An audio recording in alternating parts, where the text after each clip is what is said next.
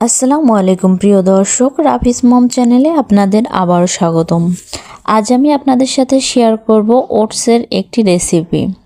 এভাবে যদি আপনারা ওটস রান্না করে বাচ্চাদের খাওয়ান তাহলে বাচ্চাদের ওজন খুব তাড়াতাড়ি বাড়বে এবং বাচ্চাদের ব্রেন ডেভেলপমেন্টেও সহায়তা করবে। তো ওটস রান্না করার জন্য আমার প্রথমেই লাগবে ওটস। ওটসে থাকে প্রচুর পরিমাণে ফাইবার, ভিটামিন ডি। তারপর আমি এখানে নিয়ে নিচ্ছি গরুর দুধ। এটাও কিন্তু বাচ্চাদের ওজন বৃদ্ধি করতে সহায়তা করে। তারপর আমি এখানে নিয়ে নিচ্ছি একটি কলা। কলাও কিন্তু বাচ্চাদের জন্য অনেক উপকারী। এক কথায় বলা যায় একটি আদর্শ সুপারফুড। এবং অল্প পরিমাণে তাল মিশ্রি। চলে যাচ্ছি চুলায় একটা প্যান দিয়ে দিচ্ছি দুধ। প্রথমে দুধটাকে গরম করে নিব। গরম হয়ে গেলে আমি এখানে ওটসটা দিয়ে দিচ্ছি।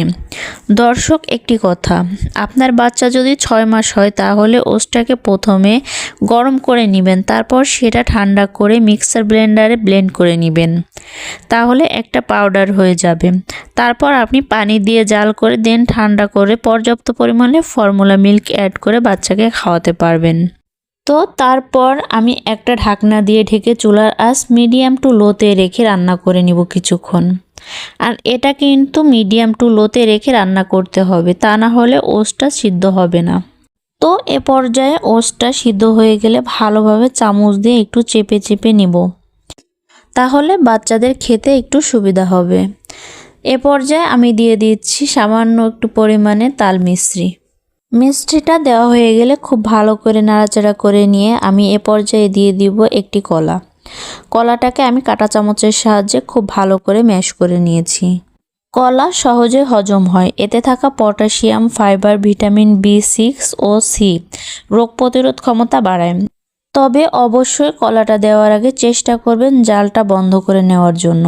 এই তো তৈরি হয়ে গেল বাচ্চাদের জন্য মজাদার, পুষ্টিকর ও ক্যালোরিবহুল একটি ওটস রেসিপি। এবার আমি এর মধ্যে অ্যাড করে দিচ্ছি সুপারফুড, মানে বাদামের গুঁড়া।